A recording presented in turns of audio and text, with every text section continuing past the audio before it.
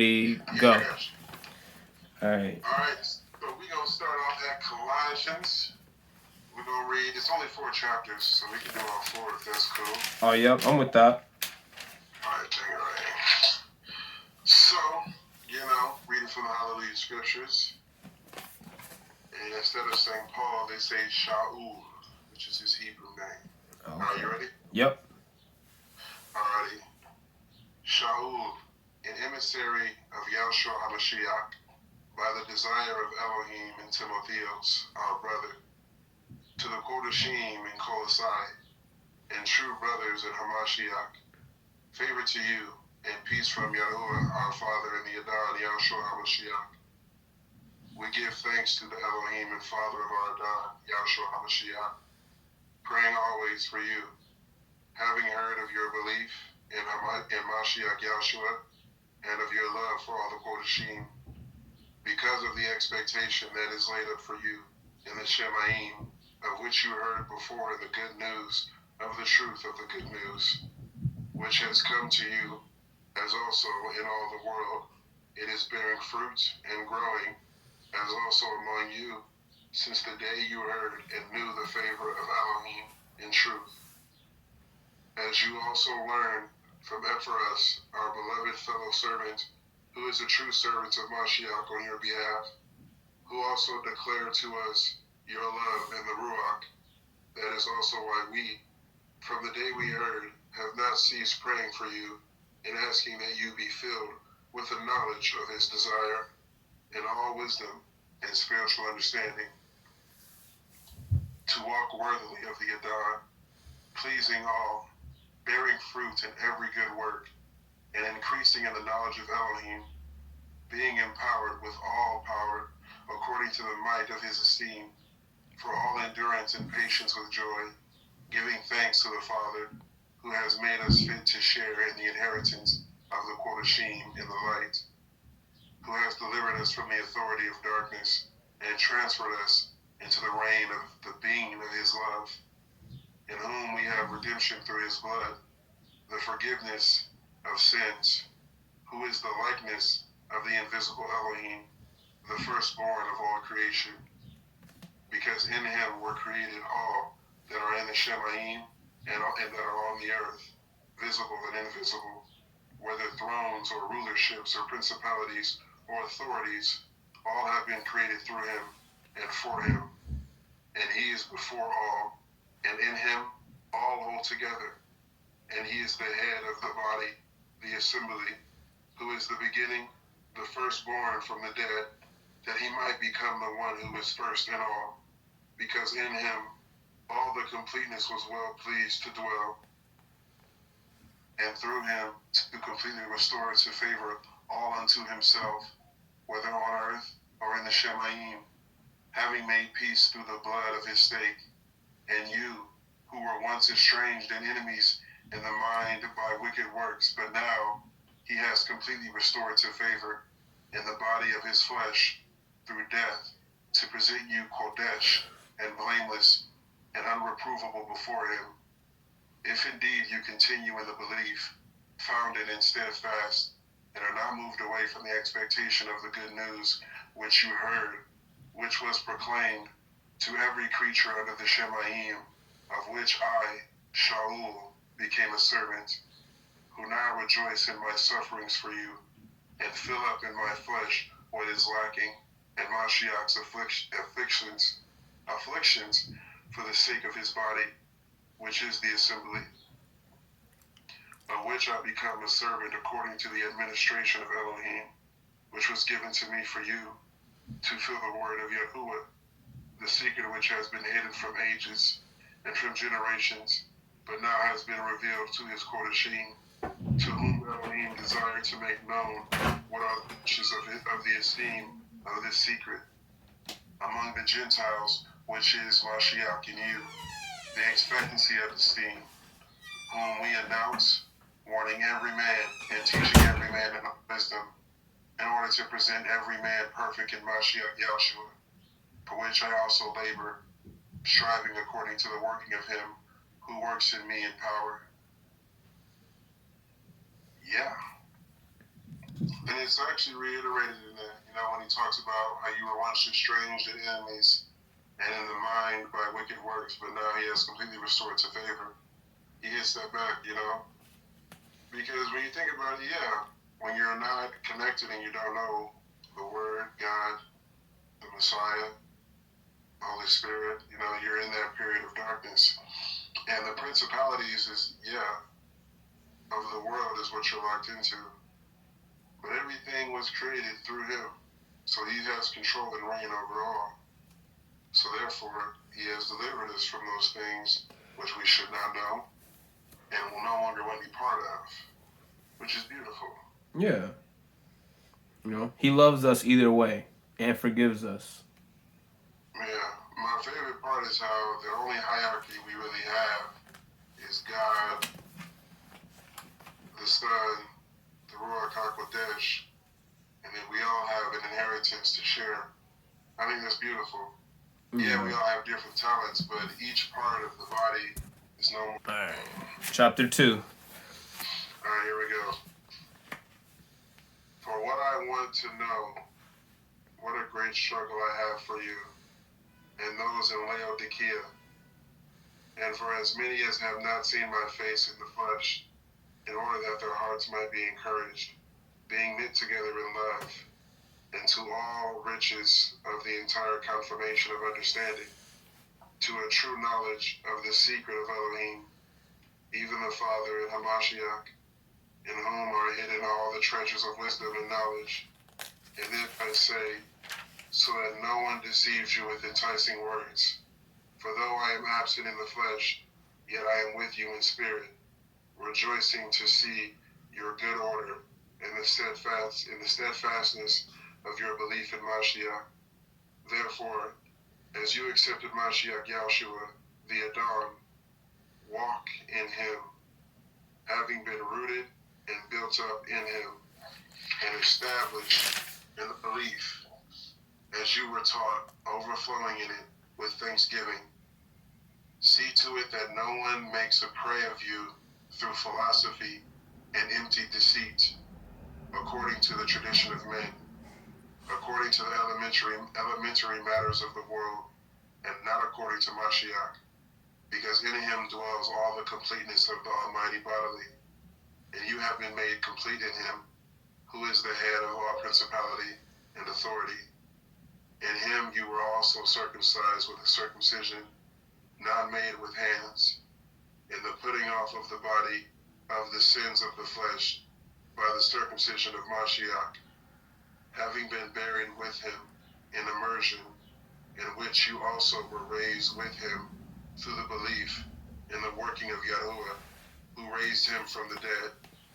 And you, being dead in your trespasses and the uncircumcision of your flesh, he has made alive together with him, having forgiven you all trespasses, having blotted out all the handwriting against us by the dogmas which stood against us. He has taken it out of the way, having nailed it to the stake, having stripped the principalities and the authorities. He made a public display of them, having prevailed over them in it. Let no one therefore judge you in eating or in drinking, or in respect of a festival, or a new moon, or a Shabbat, which are a shadow of what is to come, but the body of Hamashiach. Let no one deprive you of the prize, one who takes delight in false humility and worship of messengers, taking his stand on what he has not seen, puffed up by his fleshly mind, and not holding fast to the head, from whom all the body nourished and knit together I'm gonna restart at 18. Let no one deprive you of the prize, one who takes delight in false humility and worship of messengers, taking his stand on what he has not seen, puffed up by his fleshly mind, and not holding fast to the head, from whom all the body nourished and knit together by joints and ligaments grows with the growth of Elohim. If then you died with Mashiach from the elementary matters of the world, Why, as though living in the world, do you subject yourself to dogmas? Do not touch, do not taste, do not handle, which are all to perish, which are all to perish with use, according to the commands and teaching of men. These indeed have an appearance of wisdom and self-imposed worship, humiliation, and harsh treatment of the body, of no value at all for the satisfaction of the flesh. Yeah, I say that one has hit too, because Paul becoming hard. That whole chapter was just about what we talked about, the falseness of everything the world offers, whether what you're eating, what you're drinking, they'll never have the satisfaction. Yeah, it says, through philosophy and empty deceit, according to the tradition of men, according to the elementary matters of the world, and not according to Mashiach. That right there is a sum of what is going on in our current day and age right now. You see, everybody has, and then he further goes on to elaborate, in 23, and he says, these indeed have an appearance of wisdom and self-imposed worship. You know what I mean? Humiliation and harsh treatment of the body, of no value at all for satisfaction of the flesh. That's what it is. You're pleasing your flesh in any way you can get it, whether it's through philosophy, self-imposed worship. That's why it's like I don't believe in those mantras or those affirmations or none of that stuff, bro, because it's like if God allows, it will be. Yeah. You know what I mean? And at the end of the day, it's all this But I feel like I feel like it's a difference, because if he allows, it'll be. But in James, we do read that without work, prayer is dead. 100%. So the affirmations, they may not necessarily do what you want them to do, but if you don't work to get to this point, everything you're praying about isn't going to come to light. Well, my whole thing is this. It's like this. Prayer, like affirmations and all that stuff, that's one thing. That's you saying, hey, I will do this, or I am this, or I'm going to be this, or whatever, whatever it's going to do, whatever you're going to say, right? But with prayer, it's like you are asking God for that. You know what I mean? Yeah. You're asking God for these things. God, give me wisdom, give me discernment, help me to see, if it's not for me, take it away. If it's for me, let it be. You know what I mean? And then, you have to work towards that. And then, you have to work towards that. Like for instance, what I'm getting from this is I'm working on my sobriety and stopping and all this solo stuff, but at the same time, I can't give any power or any emotion to what is going on in this world, to the stuff that I used to enjoy, right? I have to work on changing it. Yeah. And I have to stay consistent with it, and I can't just give in to the other thing. So it's it's there. I say that it's, like you said, working toward that specific goal instead of focusing on the affirmations and thinking that it'll just come. Right. It's not going to come. You got to ask God for it. You got to work on it and pray on it. And if it happens, it will be. And if it's not supposed to happen, he's going to redirect you. You know what I mean? And then it's just like, man, I really like chapter 2 because it really talks about staying consistent. And we were just talking about this. I just mentioned it,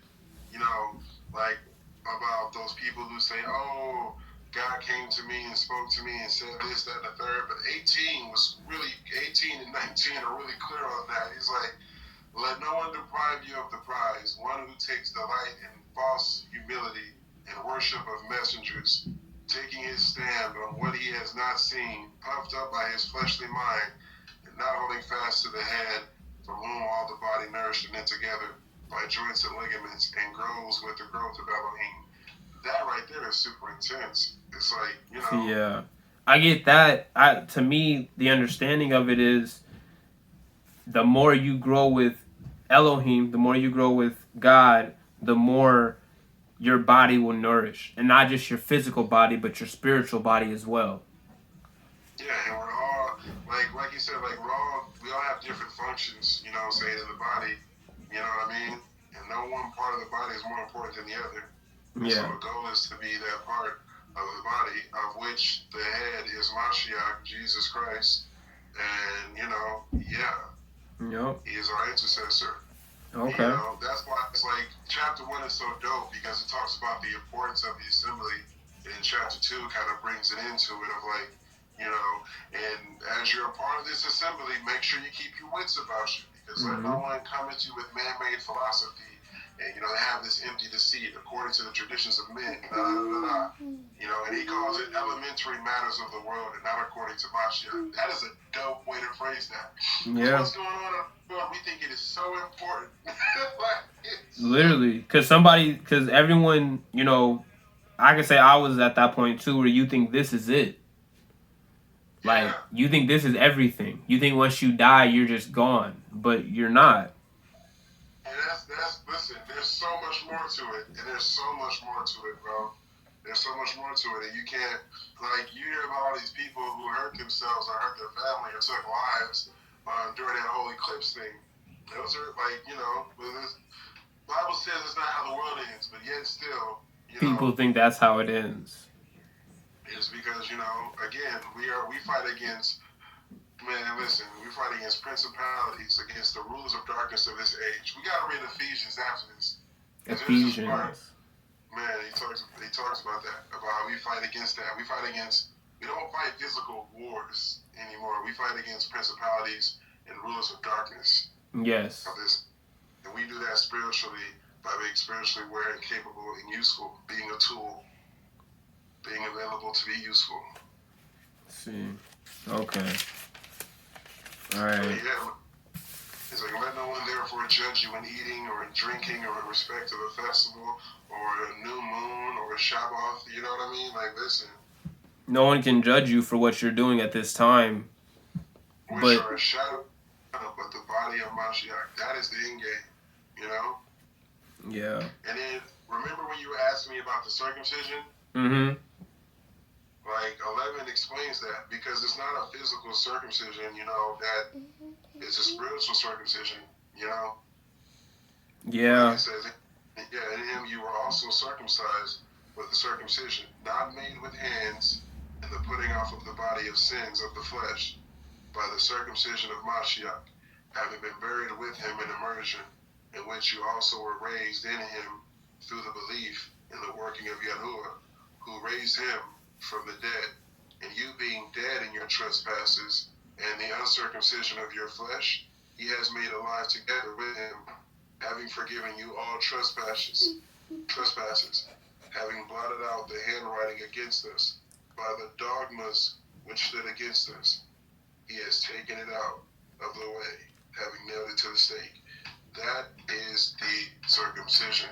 That is. It's literally like they say now, but it's like being reborn, but truly turning over that new leaf. Yeah. So. And and not giving into it, you know? Because once you turn that leaf over, once you make that new path, you can't go back. 100%. Right. You're standing against the principalities, the dogmas, all that philosophy that they use. He's taking all of that stuff away, all those things away, and it's beautiful. And what's crazy, what gets you is like you can't do anything to really earn or become worthy of it. You were chosen, you know. That's the beauty of it. It's just like faith and obedience is all we can offer, you know. Faith, obedience, you know, worship, and sticking to his word. Yeah. And iron sharpens iron, bro. But yeah, you ready for this? Chapter 3? Chapter 3, here we go. Alright, here we go.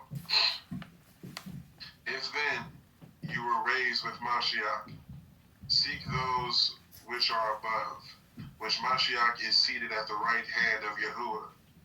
Mind those above, not those on the earth. For you have died, and your eye has been hidden with Mashiach in Elohim. When Hamashiach, who is your eye, is manifested, then you also shall be manifested with him in esteem.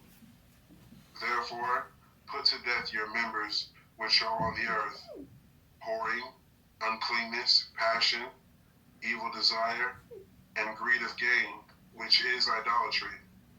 Because of these, the wrath of Elohim is coming upon the sons of disobedience, in which you also once walked when you lived in them. But now, also put off all these: displeasure, wrath, evil, blasphemy, filthy talk from your mouth.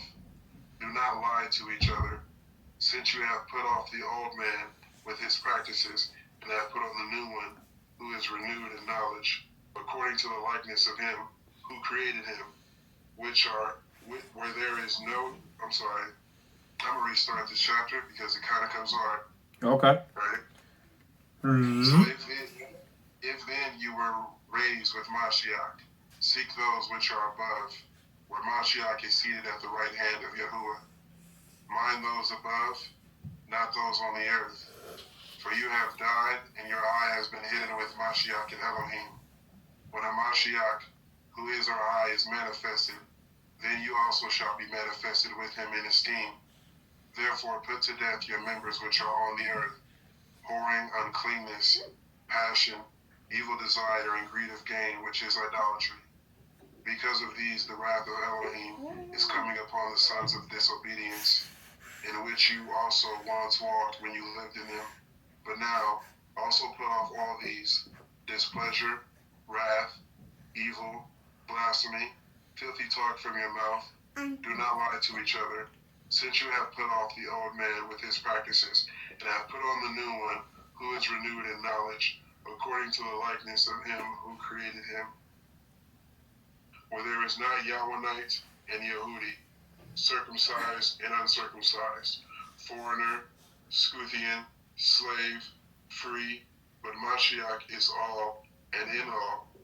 Therefore, as chosen ones of Elohim, Kodesh and beloved, put on compassion, kindness, humbleness of mind, meekness, patience, bearing with one another, and forgiving each other if anyone has a complaint against another.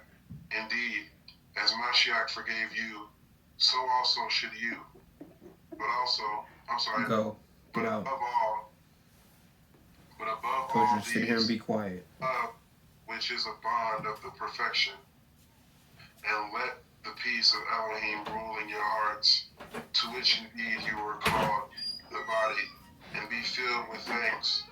Let the word of Mashiach dwell in you richly, teaching and admonishing one another in all wisdom, singing with pleasure in your hearts to the Adon, and Telahim, and songs of praise, and spiritual songs. And whatever you do in word or deed, do all in the name of the Adon, Yahshua, giving thanks to Yahuwah the Father through him. Wives, subject yourselves to your own husbands, as is proper in the Adon. Husbands, love your wives, and do not be bitter toward them. Children, obey your parents in all, for this is well pleasing to the Adon. Fathers, do not provoke your children, lest they become discouraged. Servants, obey your masters according to the flesh, in all respects, and not with eye service as man-pleasers, but in sincerity of heart revering Elohim. And whatever you do it heartily, as to the Adon, and not to men, knowing that from the Adon you shall receive the word of the inheritance. It is the Adon, Mashiach, you serve. But he who does wrong shall be repaid for the wrong which he has done, and there is no partiality. I say that 24 and 25 kind of explain karma in a sense. I mean, it could explain karma, but for me, it's more powerful to just call it what it is, and that's judgment. Well, yeah. You know how, like, when people say, like, even the Bible talks about this a little bit, like, you feel like a lot of people just have a really sweet life. They just go unpunished. They've got houses, cars, millions of dollars, wife, kids, all these beautiful women. You know what I mean? All these things. And, you know, you never might even know that they've done a lot of dirt to get there. Like when people talk about Diddy, for instance, right? He's got all this stuff, hundreds of millions of dollars and everything. And yet still, there's a lot of people who talk about how he's done these things that are wrong. Whether he's done them or doesn't done them, we don't know, right? Yeah. Well, God, that's why I feel like it's more powerful because it's more judgment. Yeah. You know what I mean? Okay, I could get that because so instead of thinking of karma, you think of judgment. And then 25, it hits a little harder because it's but he who does wrong shall be repaid for the wrong which he has done. Just that. There's no reality. Well, I say just that line right there, just that he'll be repaid for the wrong which he has done, is the fact that he will be judged for what he did to get these things. 100%. And it's just like, yeah, that's kind of the takeaway for me because there's no partiality. And for me, it's like, that's, you know, yeah, that hits hard. Mm-hmm. You know, and I know. It's judgment. Yeah. Because it's like, you know, once you come into this newness and this knowing and understanding, there really is no partiality. You really can't go back to those things. No. You know? Because once you do it, you've done it. It's kind of like what we said before. You turn that new leaf over, you can't backtrace and go back to that old life. But if you've gone down the wrong path your whole life, that trail behind you is basically disappearing. And you just have to live with what you've done.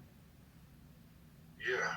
And then you got to move in and put on the new one and change your ways and come into it. And that's honestly, bro, to be real with you, that's kind of where I've been struggling with. Not gonna lie to you, coming into this newness and committing myself to it fully. And but yeah, bro. Well, you've seen what we've talked about as far as like the sobriety and the environment that you've been in, not knowing the sober you or not knowing the quote unquote real you because you've been impaired, you've been high or drunk, or you've allowed these to develop your character, who you are. And now you're being sober and you don't even know who you are. So they have no idea who you are. 100%. And it's just like you're trying to figure out that new person. And it's just like, well, what's happening to me? You know? Mm-hmm. Why do I feel so uncomfortable even when I'm back in this environment where I used to be so uncomfortable? Where I used to be so comfortable, you know? Yeah. And it's like, you don't even need to be there, you know? And it's just, you really got to let the change happen. And you keep fighting the resistance, you're stuck in this, like, you know. Like a limbo. Like, one of the things that I'm worried about is like they have this form of godliness but denying its power. And I've always wondered what that means, and now it's becoming ever clear to me. Like, you have this form of godliness, but you're still in that partiality world. You know what I mean? Mm-hmm. Well, it's like an area of limbo because you want to praise him and you worship him, but then when it comes to the power that he has over your life, you're like, nope, that's all me. I have the power. 100%. You know what I mean? And it's just like, that's why it's like it's so intense. Mm-hmm. Because it's like, yeah. So I get it. Mom. Alright. Yeah. 100%. I love it. I like this. Alright. Last chapter. Chapter 4. And then when the Bible's like I just wanted to pull this up, like, oh, yeah. You notice how what the Bible talks about with slaves and masters is completely different from how men talk about slaves and masters? Oh, yeah. That's another thing. It's like, you know, y'all really didn't pay attention. Y'all didn't pay it. Just saw a slave and just ran with it. You know? Well, because even, I mean, you can look at our parents in a sense. Even if you look at from 18 to 22, wives, subject yourself to your own husbands as it is proper in the Adon. A wife is supposed to follow her husband. But if her husband isn't a true husband and she follows him, then she herself will follow into the life of sin. You know? I mean, I'm going to say this, though. There's read this part of Corinthians. We'll go to Corinthians after this, and I'm going to show you this chapter. It's like Corinthians chapter 7.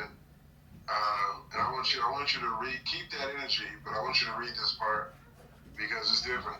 It depends on really who you marry, bro. And you really have to. Well, that's what I'm saying. It depends on the man because if, how do I say it? No, it's both, bro. It's both. It Yeah. depends on the man and the woman because the Bible, there's many parts when the Bible talks about marriage, right? There's many parts where it's basically talking, even in Proverbs, the Proverbs 31 woman, you're supposed to have discernment when you're choosing that wife. You know what I mean? Mm-hmm. The Bible says, he who finds a wife finds a good thing. But you have to, review their character. You have to vet them. You have to vet them in a sense. You gotta vet them, yeah. You gotta be vetted, okay? Mm-hmm. You can't just be out here, doing anything. Yeah. My wife, husband. Like, I feel like both roles are just as important. You know what I mean? But it's really about both roles are just as important. But it's not like one role is less important than the other. No. Right? It's not, but they have. I'll say it's just like the man is supposed to be the head of it, and if you can't trust that man to be the head of it, well, listen. Then you need another head.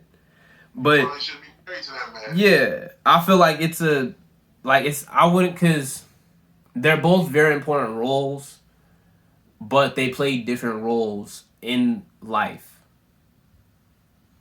Because that's the part that I feel like people don't look at. They look at it like, okay, we're equal as a husband and wife. We're equal, but you're not because you have different roles to pursue in this life, in the family, like.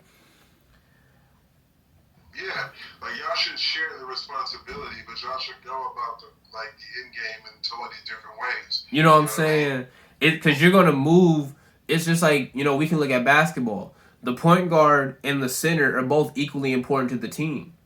But you're not going to see the center dragging the ball down or shooting from the 3-point or correcting the team, it's the point guard. The center won't touch the ball for 2 quarters. Exactly. But the point guard touches the ball every possession.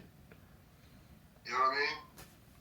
There's leaders, there's followers, there's helpers. But yet still, the team can't function without a center to do the blocking. You know what I'm saying? You know what I'm saying? Because you need somebody that's in the paint, that's going to get the rebounds, that can guard everybody, so... You can't just pick anybody, because most people pick a Shaquille O'Neal because it's big, it's great, it looks like it's functional, but really, Tim Duncan is the better player. Exactly, because he was the team player. Yeah, Shaq dominated, but Tim Duncan really helped the team win championships. The only time Shaquille O'Neal got a championship is when he had a Kobe Bryant or something like that. You know? You know what I mean? Because Yeah. All right, we're just not going to go too far with that analogy. Yeah, we're going way too far into it. So, all right, chapter 4. Here we go. But no, the last thing is the wife and husband thing is important, but also it has a role for every part, the children too, and even the parents. Like, fathers, don't provoke your children lest they become discouraged. Yeah. That part really hit me, bro. For real. And it's like, children, obey your parents and all, for this is well pleasing to the Adon. Yeah. Servants, obey your masters. I'll say that one, the one with the children kind of hit me just because of my personal relationship with my mother and, with that of not necessarily going against her, but obviously thinking she can only help me so much. Yeah. And that can be true, but it also doesn't come with disrespect or, how do I say, it doesn't come with being disrespectful or going against what she views as her parenting in a sense. Yeah, it's just kind of like you have your own mind, and at the same time, you don't always agree with what she has to say, but you still want to honor and respect her as the parent. So. I get that, bro. I really do. But check this out, though. Here we go. All right. Masters, give your servants what is righteous and fair, knowing that you also have an Adon in the Shemayim. Continue in prayer, watching therein with thanksgiving. praying at the same time also for us, that Elohim would open us a door for the word, to speak the secret of Mashiach, for which I am also in chains, so that I make it clear as I should speak. Walk in wisdom towards those who are outside, redeeming the time. Let your word always be with favor, seasoned with salt, so that you know how you ought to answer each one. Tukios, who is a beloved brother, a true servant and a fellow servant in the Adon, shall give you all the news about me. I am sending him to you for this purpose, to know your circumstances and to encourage your hearts. With Unisimos, a true and beloved brother, who is one of you, they shall let you know all the news there. What? They shall let you know all the news here. Oh, here. Okay, here. Yeah. I'll let you know all the news here.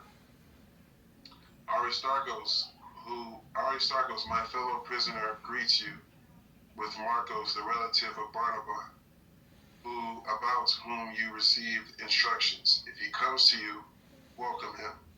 Also, Yeshua, who is called Eustos.